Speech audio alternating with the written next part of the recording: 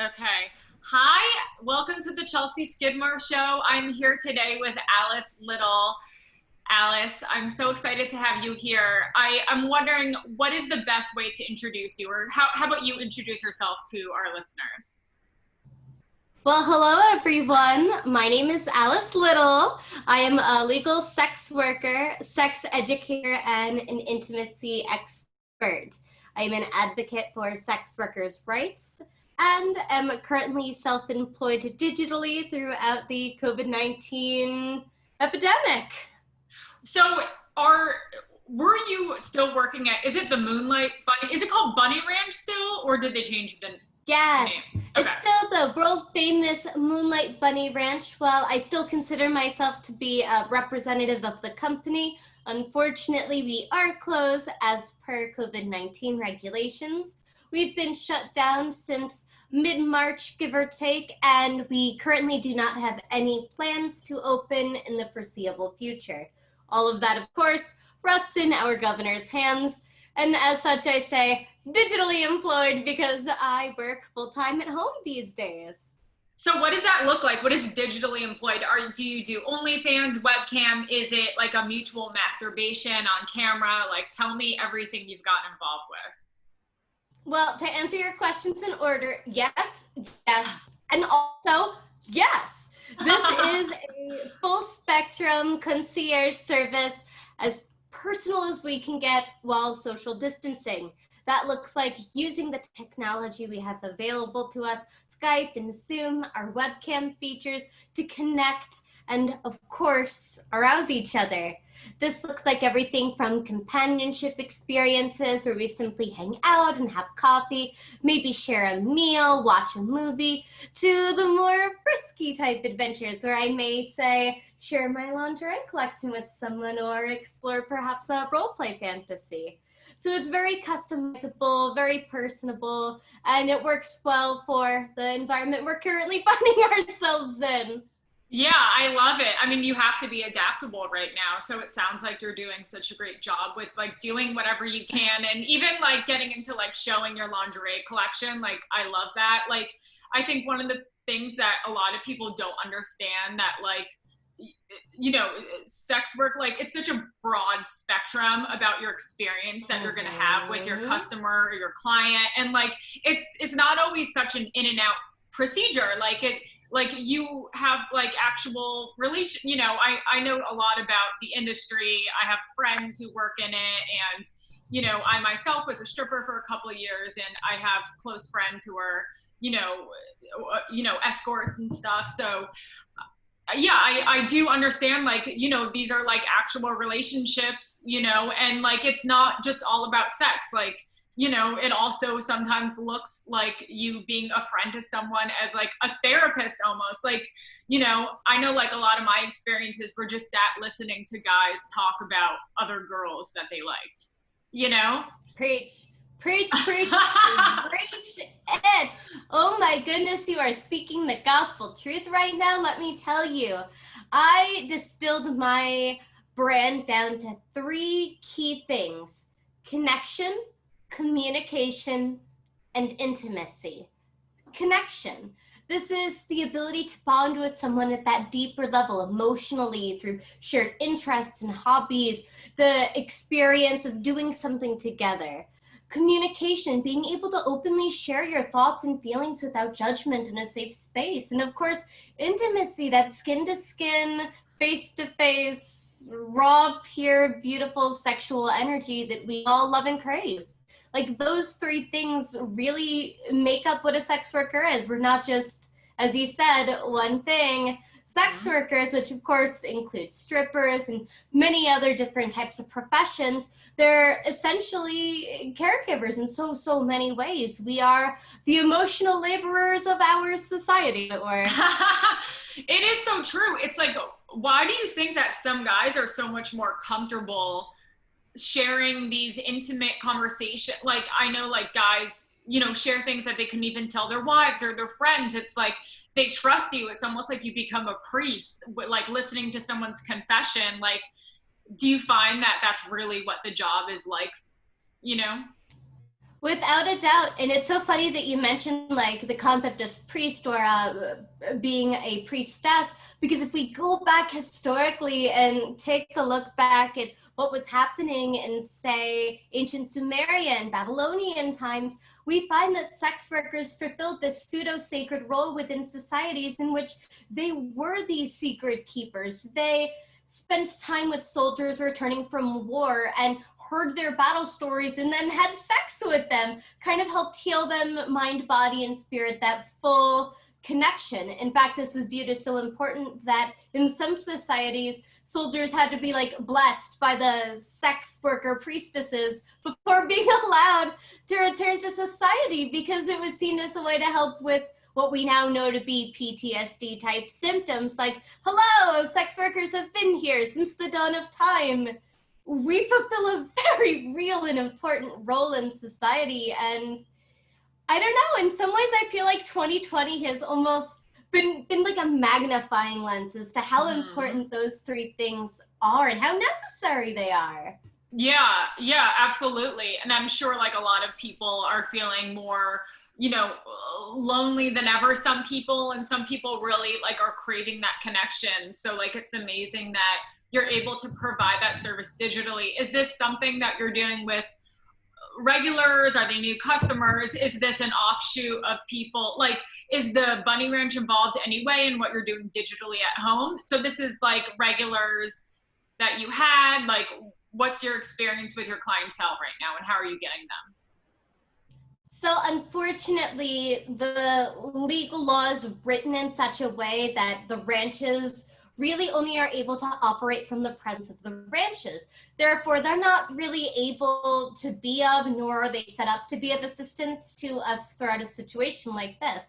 Keep in mind, we've been legal since the 1970s and we have never closed ever. We literally stayed open through the HIV pandemic. We've literally never closed. So, I mean, we're talking about fully unprecedented times here. So we can't necessarily expect the ranches to have those tools.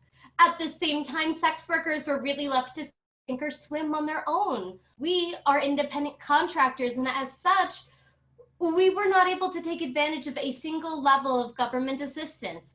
We're not employees, therefore we can't get unemployment. We are a part of an industry that is discriminated against when it comes to PPP and the SBA loans, so we didn't get $1 of government support there. And because we're all independent contractors, we very much so had to figure it out for ourselves. Like, I, as a result, jumped online. I reached out to my regulars, folks that were already supporting me, people who had upcoming appointments that we weren't going to be able to make, and we started to connect digitally. From there, I established a pretty successful following on OnlyFans and started to connect with guests that I never had before, new folks. And then I ended up encountering the most beautiful kind of subcategory of people that like I've always wanted to connect with, and those that have disabilities as such that leave them unable to travel. I've never had the time to be able to work in a digital format. I've been so busy with my in-person work that those who were unable to travel out to Nevada, there was literally no way for us to be able to connect. You figure it's not legal for me to leave the state and go to them, and they require medical aid and significant transport to be able to come out to me, and there was no time to be online, so what do? Well, we take advantage of a damn pandemic. That's what we did. Like, yeah, it ended up being the most amazing and beautiful experience. I've loved getting to connect with these people, many of which I've been emailing back and forth with for many, many months or years, even as they've been like passively following me on social media. And so it really was like a strange COVID-19 present, was that I got to connect with all of these people that I never was able to before. I love that. That's amazing. But so it was like a pretty smooth adjustment then. It's like a duck in water. You know, there's some real frantic paddling happening under the water, but you know, I consider myself incredibly blessed and very grateful that I had the capacity to come online. I think it's extremely important to talk about those that don't have the capacity to come online. I'm talking about my coworkers who work within professions, those that choose to blur their face on the website.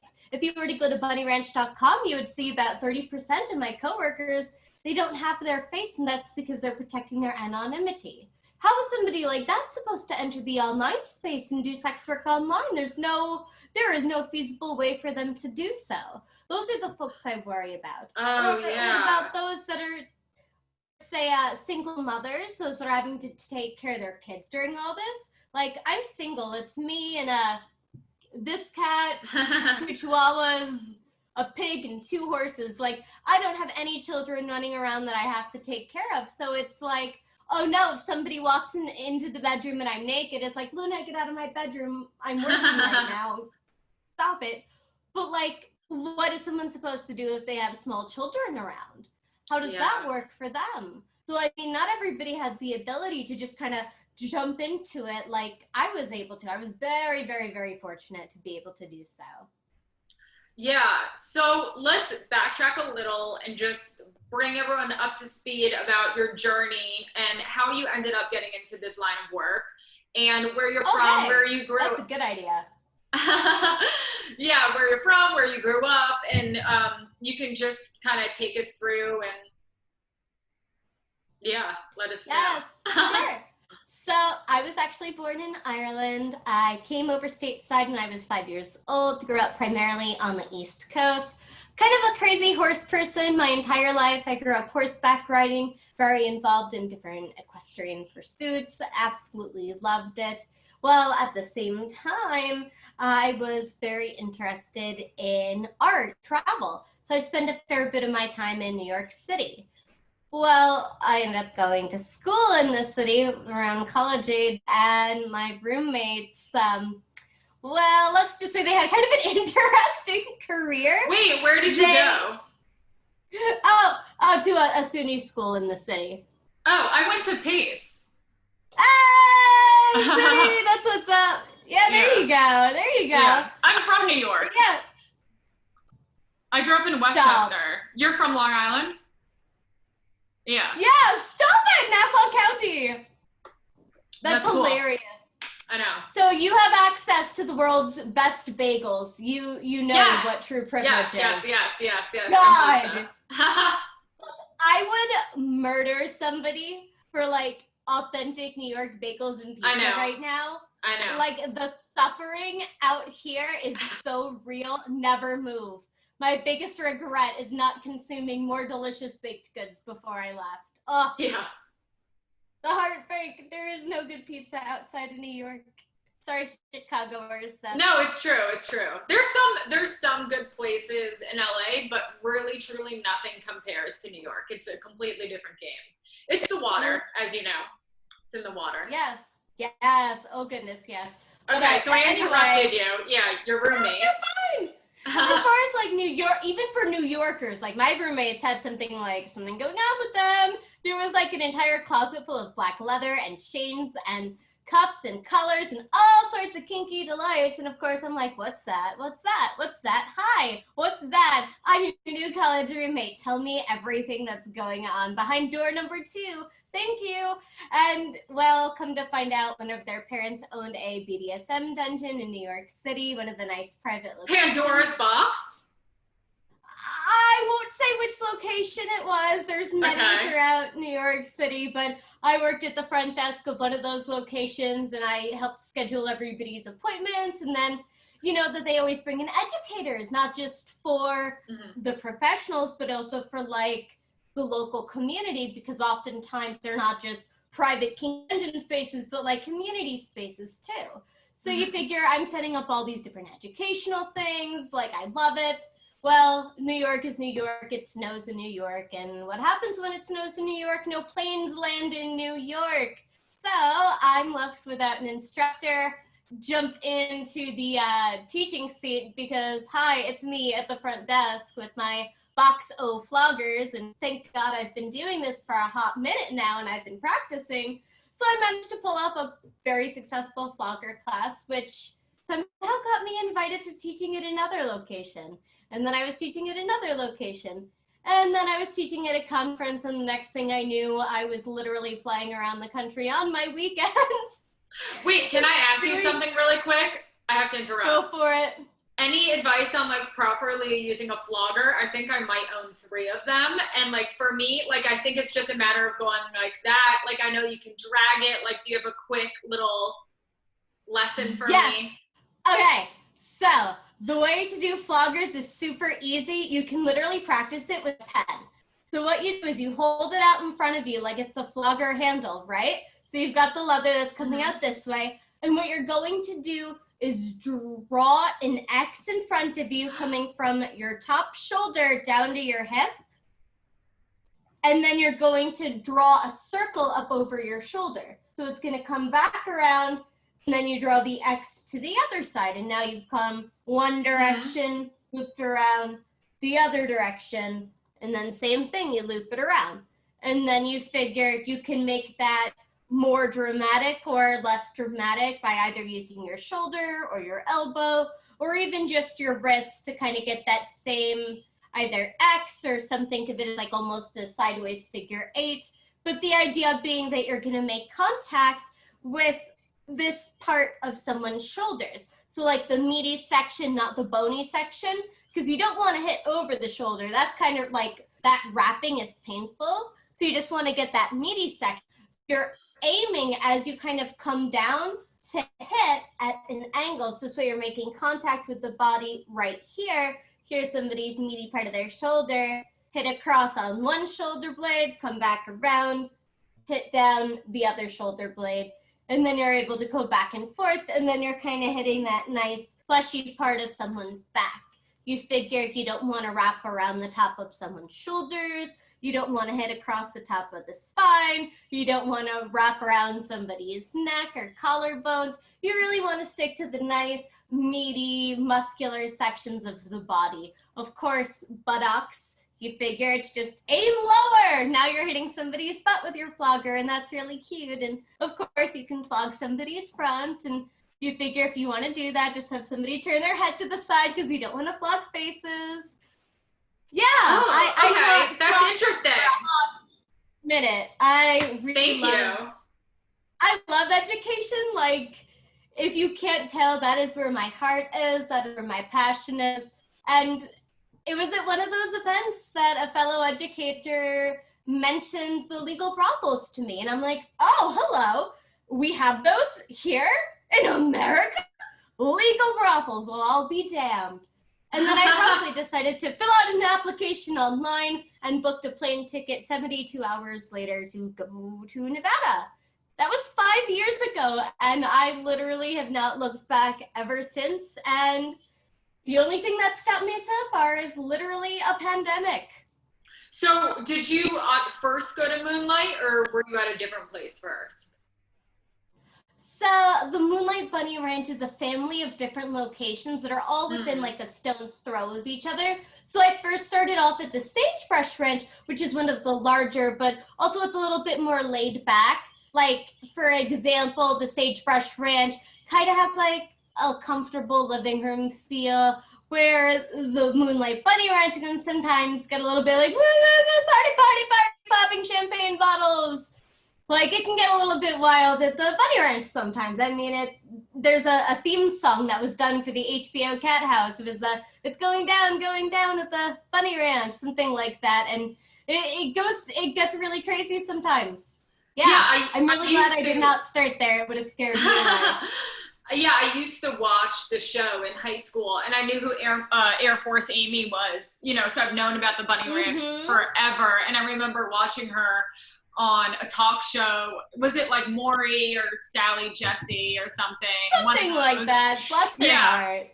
Yeah. So I've always been fascinated by the Bunny Ranch. I'm curious, what was your first night like? Like, do you remember it like it was yesterday? Like, having to line up, and like, were you nervous? What's the experience like when a customer walks in? Like, is there like a bell that's rung and you all like line up, like, and then they pick you like based off your looks? Like, walk us through that.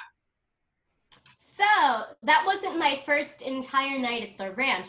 Keep in mind that it's like a 3 or 4 day process to go to the doctor, get your results back, go to the sheriff, do your background check, get your work card, go through the training process with your big sister before you actually ever start on the phone. Oh. Now, the process okay. you were kind of talking about, that's called a lineup. Now, a lineup happens when a guest comes in that doesn't have an appointment with a specific lady. He wants to see who's available, maybe not sure who he wants to speak with. And so once a guest comes through the front door, their ID is going to be checked by the door person. Then they're going to ring a bell, which is going to ring down all the different hallways, and you're going to hear the high heels clicking and clattering down the halls where they all come forward into the parlor. There, the ladies are going to stand smiling, facing forward with their hands kind of like neatly tucked behind their back, and they're going to introduce themselves one by name. Then the hostess will encourage you to walk up to whichever beautiful lady so catches your eye. She will then take you by the hand, and you will then be taken on a tour of the entire property. Because, of course, it's quite expansive. We have different themed rooms. We have a horse stable and a pool and all sorts of wonderful things. So we'll kind of share the amenities with our guests before we return back to our suites, where we then have the negotiation conversation where we talk all about what they're interested in, what kind of things they like to experience, how long we want to spend together, and then that's where that all kind of takes place. The other way that guests connect with ladies is by an appointment, and this is how I'm normally available, is by appointment only. This happens through email before somebody even travels to the area. They might go to the Bunny Ranch website, take a look at the site, all the different ladies that are listed, and then select to contact whichever one is most interesting. They can then email back and forth a few times, share their thoughts and ideas, and then they'll select a day and a time to meet in the future. The guest is then going to call in a deposit, usually about 10% of whatever their intended budget is, and that's going to act as a placeholder for that day. Of course, we'll then email or text back and forth until the date that we meet. And then by the time we meet face to face, it's like seeing an old friend. Is the pricing different for each girl, or is it like standard throughout? So every single lady is an independent contractor, and as such, nothing is standardized. There's no like price list, there's no menu. Every single lady can choose to offer whichever services she does want to, or whatever services she does not want to. She can always choose to decline, because you figure everybody has stuff they're uncomfortable with, and ladies are always encouraged to say no. You figure you're allowed to say no at any point in time for any reason at all whatsoever. Like, we're not being held hostage. It's entirely up to us to decide what it is we want to do. And there's been many a time where somebody will bring something to me and I'll say, hey, I'm not available, or hey, I can't fulfill that request, but here's someone who can. And I'll kind of play like brothel matchmaker in a way. Has there ever been an unusual request that you were like, I just can't do that? And are you willing to tell us, like, you know, what that was? Or on top of that, or second to that, like, what's some of the most interesting sort of requests that you've had? Like, what was too much? And then what was some of the more, I don't want to say the weirdest, because, you know, whatever someone is into is what they're into. And like, you know, I respect that, and I know you respect that. So I'm just saying, like, the more interesting and unusual, not weird, but. Yep, I hear you. I hear you. So you figure, quote unquote, weird isn't necessarily the word I would use, or most unique isn't the word I would use. I would say something that came up across one of my personal boundaries is probably the better way to describe it. Because you figure what's weird or different to one person is another person's Tuesday. So like for me, I say all sorts of stuff. I'm very creative. Like, you want to play with balloons? Let's go. Latex, I'm game. Role play, in it. Like, I'm in. Let's go. But where I had to draw the line was somebody wanted to build like an ice cream sundae on top of my body and lick it off of me. It was the mouth sounds. I can't. The mouth sounds like a mess up. Like, wait, what is that? What's that? It's the thing that, like, when you don't like to hear the sound of people eating. Oh, like misophonia? Yeah, was it like a misophonia thing? That's so funny. Yep, bingo. Could not handle it. Like, they emailed me, and I'm like, that's a really cool idea. That sounds really hot. Unfortunately, I can't handle that. Like, that. The sound, the effect of that, I'm not going to be comfortable. I'm not going to have a good time. let me refer you to somebody that's going to be a perfect fit. And keep in mind, too, that people are constantly giving me references. For example, a lady sent me an email from a lady, hey, Alice, this gentleman is interested in pony play. And I'm like, hi, I am very familiar with pony play. What can I do for you? Are you looking for a pony or looking for a rider? Because I'm a switch. Let's play. Like, I'm very, very open-minded. There is almost nothing that I have not had some level of experience with or knowledge of, or that I'm not interested in learning more of. That just tends to be my personality. It's not true for all sex workers. You figure many ladies will decline things that are not necessarily on their list, like different kinks and fetishes are often more of a specialty type service, or like maybe hardcore anal or porn star experience. Some girls aren't going to be as comfortable with that. Just kind of a few examples. Yeah, what are some of the themed rooms? I asked that because I'm obsessed with themed rooms. Have you been to the Madonna Inn Hotel in California? I got married there. I could cry. Yeah, I'm obsessed. That's incredible. I know. Thank you. Yeah, I'm obsessed with themed rooms, so I was really excited to hear what the themed rooms were there at the Bunny Ranch. So at the Bunny Ranch, you figure we've got kind of it is not necessarily an enclosed room, but it's on our private property, and it's entirely clothing optional. We've got a saltwater hot tub that's paired with a swimming pool, all heated and really nice, and you can kind of lounge around there. We have a party house that's kind of set up with like a sports theme. It's got different sports memorabilia on the walls, a big TV, a kitchenette, so this way you could watch a sports game and then have the ladies kind of entertain. Over at the Sagebrush Ranch, they have like kind of a dance-themed room with a pole and mirrors and a little mini stage. They also have an indoor jacuzzi over at the Sagebrush. Now, if we make our way over to the Love Ranch is going to have like an actual like sex swing and kind of like a little sexy alcove with mirrors all around it that you can use. There's a Marilyn Monroe themed suite at the Bunny Ranch. Photos and pictures and just so over the top. There's like a leopard print room. I mean, it's constantly changing. And of course, the ladies are always decorating their own spaces. So you never really know what you're going to find. Oh, so do you all have your own rooms? Mm-hmm. And in addition to our personal suites, we also have a number of larger luxury suites for guests that are choosing to stay longer with the ladies. Oh, that's cool. Because if you do an overnight, then you're doing it in your personal suite. Bingo. This way we have a nicer, larger, more comfortable space. So for myself, because I'm only available by appointment, I actually work out of one of our suites in the back rather than one of the smaller rooms that's attached to the main house. So you figure when I spend a night with a guest, I don't have to pack out and go somewhere. We're already in my space and I'm already set up for us. Yeah. So you're one of the highest paid girls there, right? I am the most successful legal sex worker in the world? Ever. Well, legal sex worker in, you figure, the state of Nevada, but it's only legal in Nevada. So I guess technically you can say I'm the highest paid legal sex worker in the country.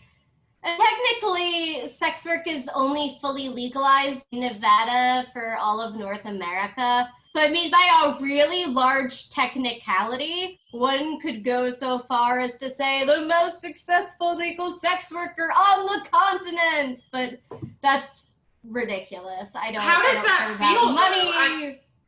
I honestly, I don't care. I never did it for fame. I never did it for money. It was never my intention. That almost happened by mistake. I didn't find out until halfway through December, the very first year, and they were like, by the way, you're probably going to be the most successful person of all these houses, and you're on track to make more than anybody else ever has before in an entire calendar year. FYI, just so you know there, what? I was doing that. I'm incredibly grateful, ridiculously grateful, but I was always so focused on learning and connecting with people and understanding them and kind of just having fun with it that wasn't oh, woohoo, I achieved a thing. That was oh, Cool. I did that. Oops. What do you think makes you the most, I know that obviously like the money, but I'm saying like in terms of like what are the reasons why you're the most successful worker there? Like, you know, obviously like speaking with you, like instantly I was like, oh my God, she's incredibly charismatic. You're very, there's like something very special about you. You have like a glow about you. You're very positive. You smile a lot. Like, honestly, like I was like the worst stripper because I was like never smiling. Like, you know what I mean? And I'm just like, and I'm like, oh, that's why she's successful. She literally can't stop smiling. You genuinely seem like a happy person. Like, to me, like those are reasons I think like, I think it's like, you know, like I don't doubt that a guy would ever wonder if you were happy to be there. You know, I think like a lot of women like might make guys feel like they're like, oh, they don't really want to be here, they're just doing it for money. Like it seems like this is like, it's beyond that. It seems like you really do love like connection with people. To me, those are the reasons why I'm gonna guess like make you really successful and great at what you do. But I want to hear from you what you think are some of the skills that you have. And I don't want to say skills because it's not like you're like, I don't think that you're fabricating anything, but just as a successful businesswoman, like what are some of the things that are important to you and why you think have carried you throughout your career so far? So I think that it's putting people first. My focus has always been on how am I connecting with people? How am I meeting their needs? What benefit am I bringing to them in their lives? How can I be a positive influence upon them? How is my actions going to impact others' lives? And so everything I kind of do is like through that particular lens. Every decision I make, everything I plan out, what kind of content I'm creating on YouTube. I draw so much inspiration from the guests themselves and what it is that's captivated their interests. So very much so staying on top of that communication and that like back and forth. I answer all my own emails. I answer all my own text messages. Like there's never a time that my cell phone isn't like within arm's reach because I'm constantly messaging people. I answer all my Twitter DMs. I answer all my Instagram DMs. If you message me, I'm the person who's going to see it. Hello. I work like a mad person because I refuse to allow anybody else to be me. You figure that on top of the fact that I think it's very important to be respectful of people, treat others the way that they want to be treated, you know? That looks like respecting people's pronouns. That looks like respecting people's cultures, respecting their place of origin. What kind of food do they enjoy? And trying to be as good of a host as possible and accommodate things that can make my guests a little bit more comfortable. Like I had a guest who was coming to the local area who was keeping kosher, and I prepped a list of all the different kosher places around town that were near their like where they were staying in the hotel. So this way it's like, here's a list of places that check out that are like actually kosher, like I know I called. Or like Wow. if somebody says that they're a vegan, you don't take them to a steakhouse, you know? If somebody's like, you pay attention and you genuinely care about people.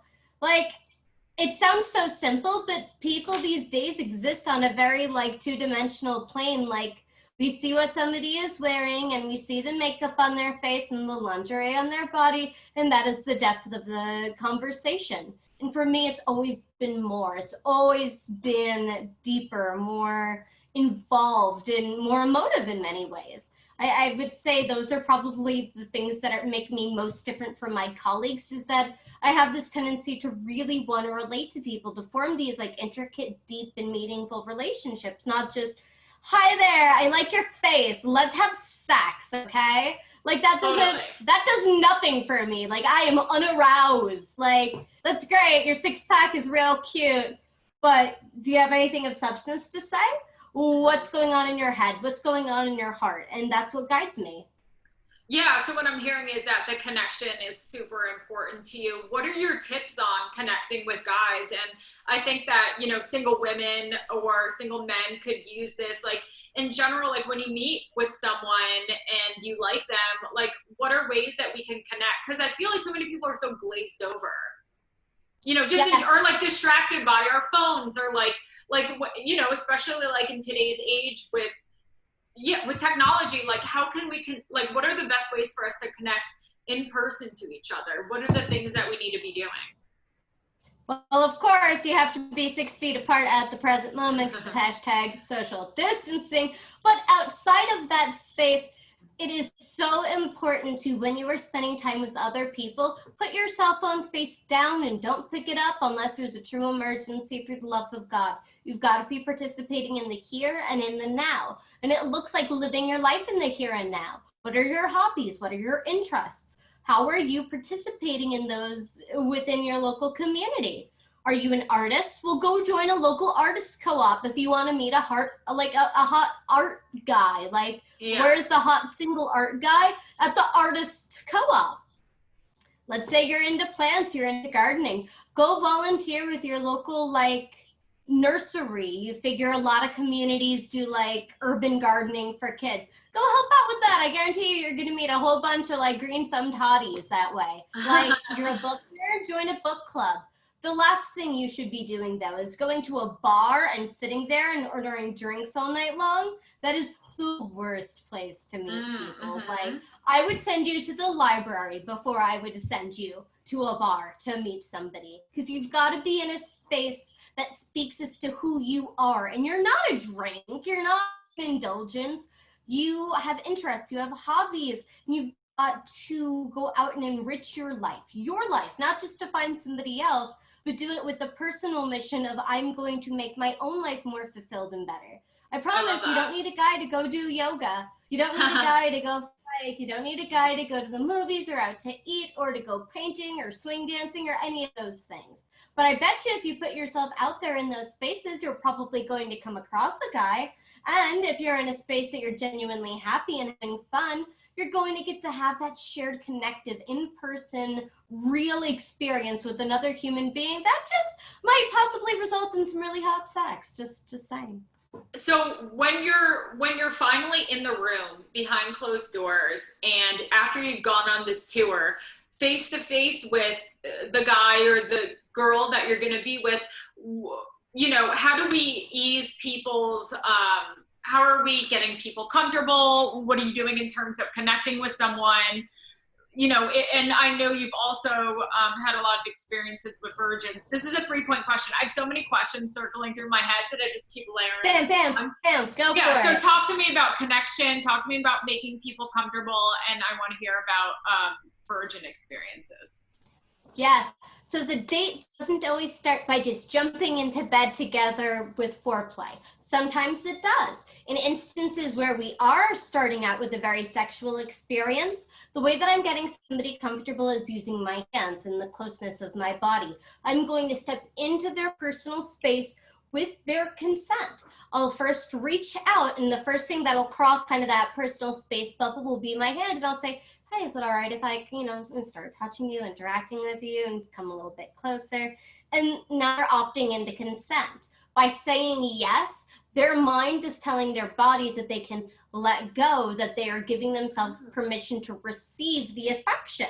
That is then going to let people respond and be like, here, wrap your arms around me too. And sometimes it's just as simple as that, touching somebody's head, cheek, stroking their skin. And then I'll eventually bring my hand behind their head and kind of bring their face in a little bit closer and lean in and ask for permission. May I kiss you?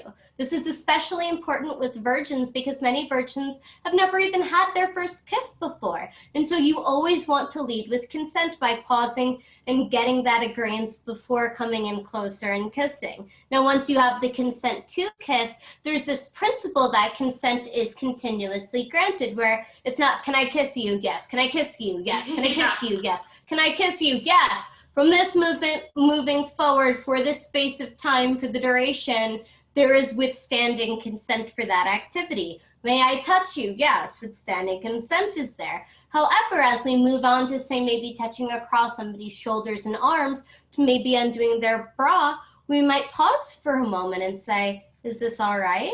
Yes, absolutely. Guide their hands through undoing my bra and sliding it down.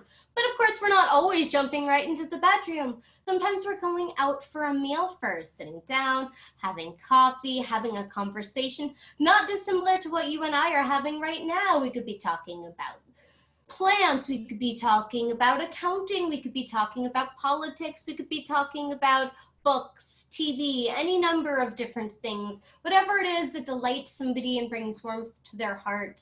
I work and quote unquote keep my skills up by staying present and involved in a variety of different hobbies and interests. I play Dungeons and Dragons and love Star Wars. I do yoga and work out and do Pilates. I'm also lifting weights and I've gotten into jogging.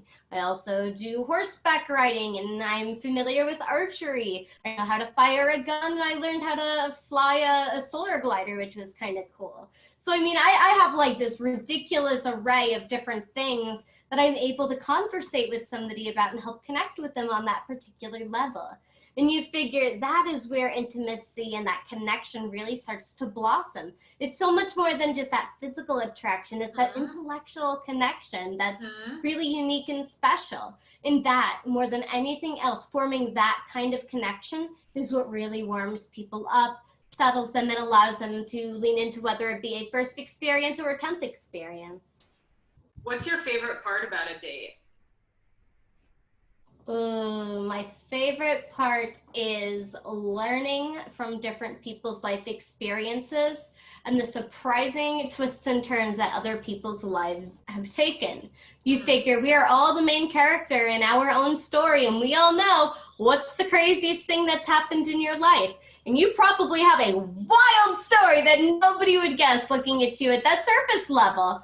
Like, I once met a lady, I was getting to know her, and she shares with me her life experience of growing up in a cult in Belize and having to escape and travel across the borders. And I'm just like, what? Wow. Like, blown away. But everybody's life has these very incredible, unique experiences. And I think those are the true treasures of humanity. Those unique little gems of lived experience that no one else is going to get to have, ever. Yeah, I love that.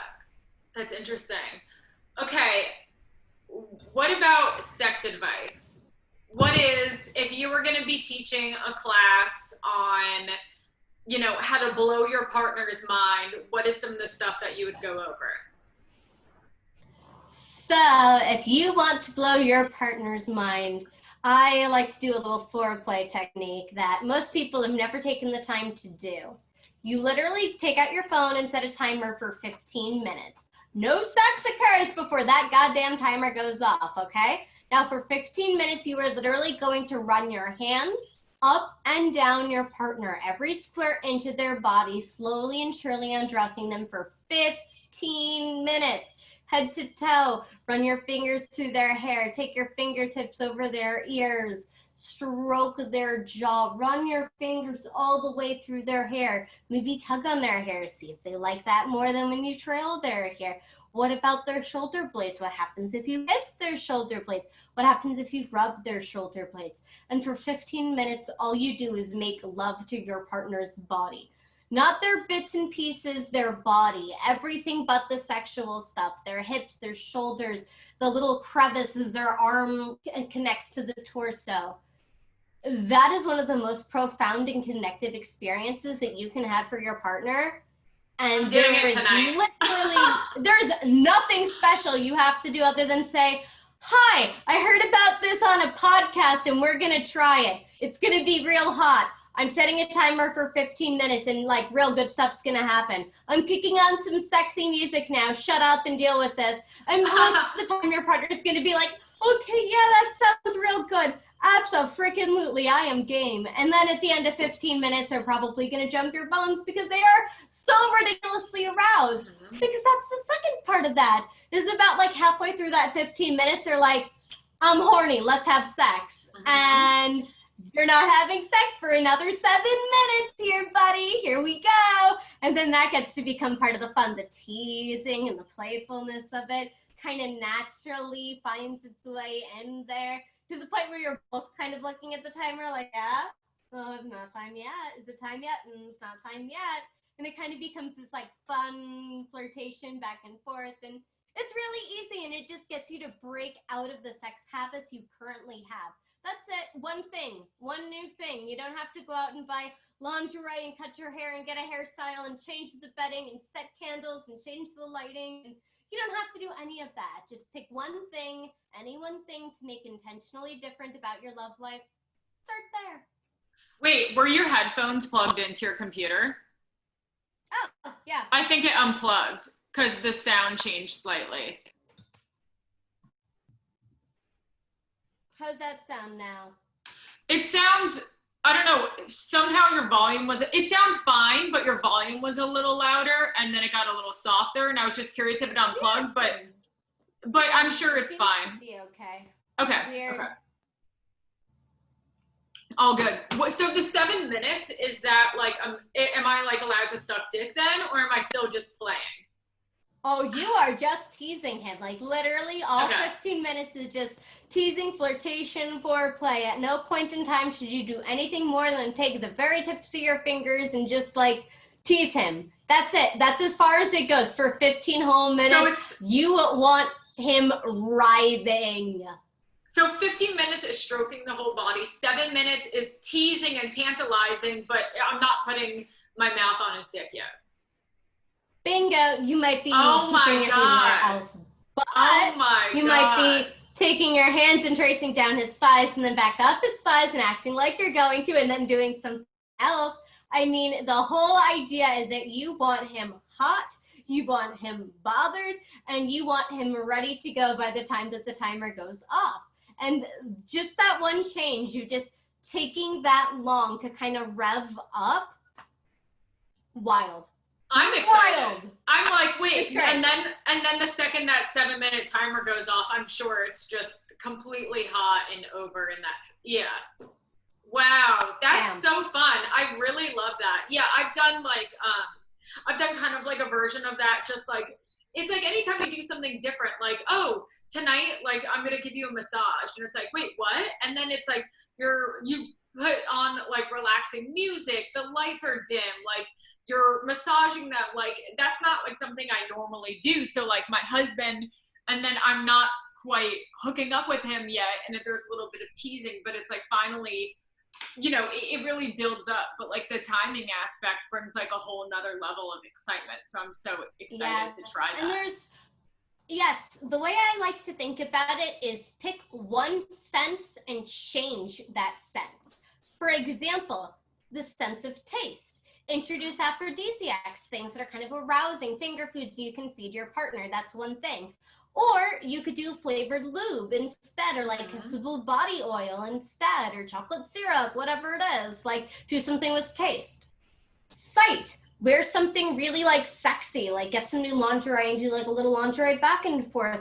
Or do the opposite and blindfold your partner. Take away their sight. Change the way that it's used. I like that. Sound, and that's like, yeah, and you just work your way through the different senses and you just find different ways to tweak and change their little experiences, and then, well, you get to make sweet, sweet music as a result. I love that. So that's like a separate aspect of ways to spice it up, like in terms of working with, oh my God, these are such great tips. I never thought about working with the different senses. Yeah, I'm putting out an educational DVD, like I don't want to call it porn, but we'll call it educational X-rated. Like, this is sex education for actual adults that shows you what it is that I'm talking about. And it's called Sex for the Senses. It's going to be coming out here shortly. It's my first full-length, self-filmed, self-produced, self-directed. I gave all of my editing notes. Like, I did the whole crazy thing, and it literally goes through sense by sense by sense, different things that you can do, how to set it up, etc. That's amazing. Is there any other tips? I mean, those are two incredible tips, and I'm so pleased with that. I'm wondering if there's one more, and it could be in terms of anything. What about like, you know, how to, okay, so for me personally, like anal, like, it's like, I'm just like not, I feel like I'm not a fan. I feel like all my girlfriends know some secret that I don't know, and maybe it's just like I've been doing it wrong. I feel like it like hurts my stomach. Like, what am I doing wrong? How do I make it easier? Because I feel like guys love it, but like I feel like I'm not enjoying it. So I want to like, I want to. I just don't know if I'm doing it wrong, you know? Okay. So the first place we're going to start is with the type of lube that you're using. If you're just kind of like getting yourself used to it, go ahead and use like a silicone anal lube. They even have anal ease, which is slightly numbing anal lube while you're getting used to the sensations. I want that. I want that. You want to start with a very small plug, very small. And I do mean like slightly larger than your thumb, maybe your two thumbs together. Wait, you know what's so funny? Do you know the icicle one? Oh, it's like okay, so like I like my husband, like I got that. I'm like, it hurts. And then I sent a picture of it to my friend. She's like, that's so big. Like you are starting way too big. And we're like, you gotta start real small. An icicle in my Yep, you've got to start so small. And it's also important to lube yourself and the toy. Now, keep in mind that you got to think about how your butthole kind of works. I do, if you don't mind. Is that all right? Okay, yeah, go ahead. Hang tight, I'm so sorry. Is it Postmates? Alice's doorbell just rang, so she's going to get it. I'm wondering who it is. I'm thinking it's Postmates. I'm not sure. She has a cute little pink chair. I'm wondering if she does her gaming in that chair. We hear her doggies. I wish I could meet her doggies. I'm just filling the space right now.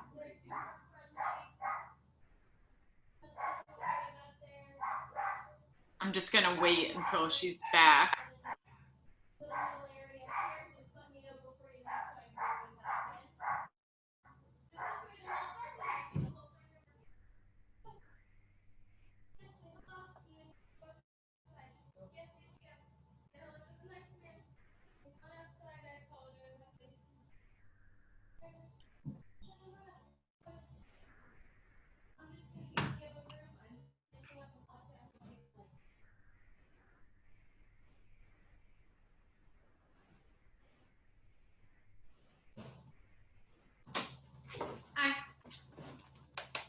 There we go. Sorry about that. My garbage disposal stopped working, which is why I'm like, I'll have to wrap around like 4:10. Oh, yeah. That's when I thought they were going to get here, but they got here a bit early. Oh. We're fine. He's situated.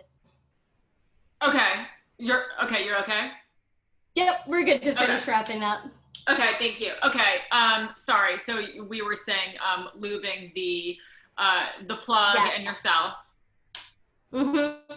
Gotta get plenty of lube on both, get that all good to go. You figure it's extremely important because there's no natural lube that's being produced back there. Yeah. So you gotta be doing it the right way. And like I said, small toys first. It shouldn't hurt. If it hurts, you're going too fast, you haven't used lube, or you're using something that is just far too big. Use something smaller, like slow down. This isn't a race, this isn't a marathon. Get comfortable with one plug for like 3 to 5 times before you graduate to the next size, to the next size, to the next size. Now, once you reach like the, few inches, something of substance, you can start kind of moving it back and forth, a feel for what that's going to be like and get comfortable with that sensation. Do you recommend using other sex toys and keeping yourself engaged and aroused? But you've got to take it slow. It's a training process. I promise you it doesn't happen overnight. And if you don't use it, you will lose it. So if that's something you want to do in any sort of regular basis, use toys. Just use toys and you'll be fine. Yeah, I feel like I definitely could incorporate them more, especially your friends. Yeah, being married, I feel like I need to be like constantly spicing it up and keeping things fun. It's like, I feel like, when you're dating, things are so crazy. And then when you get married, you get comfortable. And I just like, don't want to lose that like fun part of myself. I feel that. So going forward into the future, like, do you have any goals down the line? I know that you mentioned, that you want to make the DVD, but like, what are some of the things that you want to accomplish going forward? Oh gosh, well, you figure I'm just looking to get through the end of this whole pandemic situation, but once that's all settled, situated, and resolved, I would love to see the expansion of sex work outside of Nevada and exist in a legal capacity in other states. Long term, of course, I want to see decriminalization as well as legalization. You figure we really need both if we're going to have a long term, meaningful change. Right now in Nevada, the only people who are eligible to work are women. That excludes men, that excludes folks who are trans, and that's really problematic. And even then, you figure everyone's having to come all the way out to Nevada to work, which means that single mothers are very limited. It's very difficult for them to be able to work. And because of all those different factors, I really feel as if we need to have that expansive legalization as well as decriminalization. So, I mean, we'll see what happens on the other side of the pandemic. Surely now is not the time for those things. You figure the brothels are still closed. So you figure short-term goals are kind of where I'm focused right now. Things like working on that DVD project, creating content for YouTube, making content on OnlyFans, continuing to do education, focusing on really connecting with people and getting everyone through this together. And then on the other side, I'd love to do things like in-person events and meetups and maybe some internet courses. There's all sorts of possibilities out there, but you figure short-term for now. Short-term for now. I love that. How has this affected your dating and relationships? For me personally, like when I was a stripper, I had some close friends who I felt like were very judgmental of me, and our relationships kind of fell apart for a couple of years. And now I feel like I'm like constantly still proving myself to them, even though I'm so far from that. And I'm doing different stuff today, but I still feel like they look at me in like a certain way. Like, have you had any experience like that? And what have you done to like, for your inner work for yourself to, how do you, like, I'm obviously you're like, okay with everything that you do, but like, talk to me about like some of the inner work that you've done to get to where you are.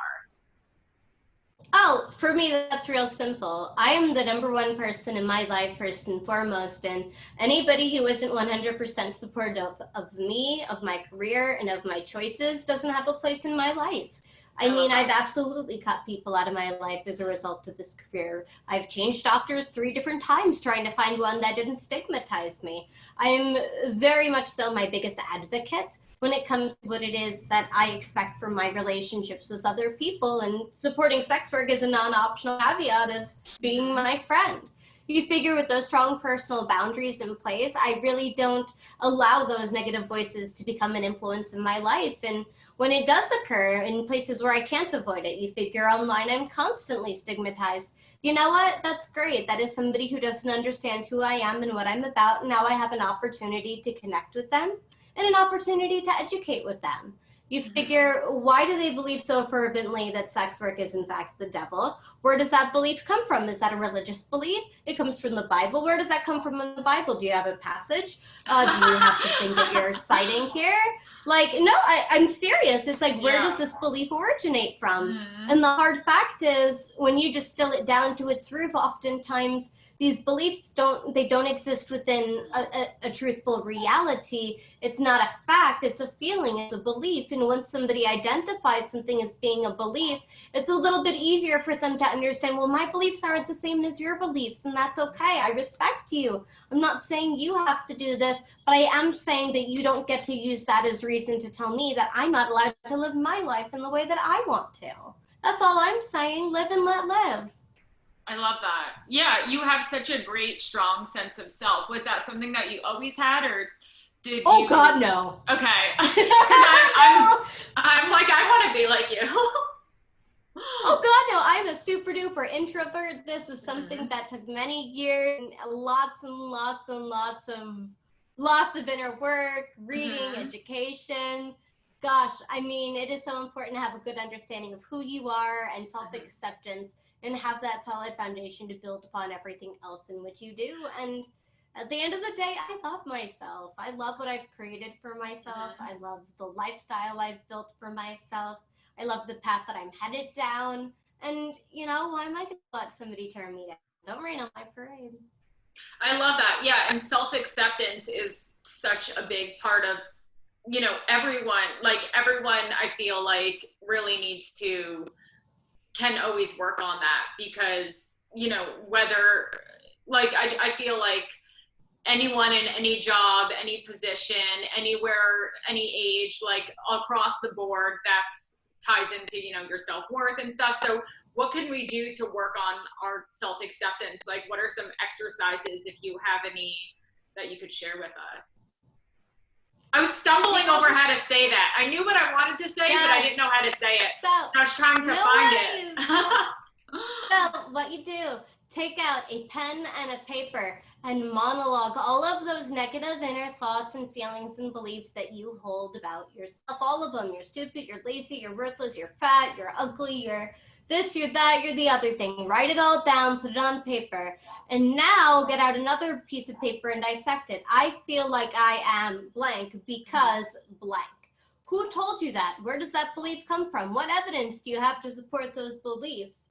And now reread that piece of paper as if it was something that a friend wrote, and talk to yourself like a friend. Would you let your friend talk to yourself that way? Would you let a friend put themselves down like that?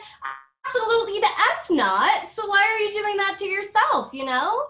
Like, you can't treat other people better than you treat yourself, silly. Like, you've got to be kind to yourself. And I think that's something that so many of us struggle with.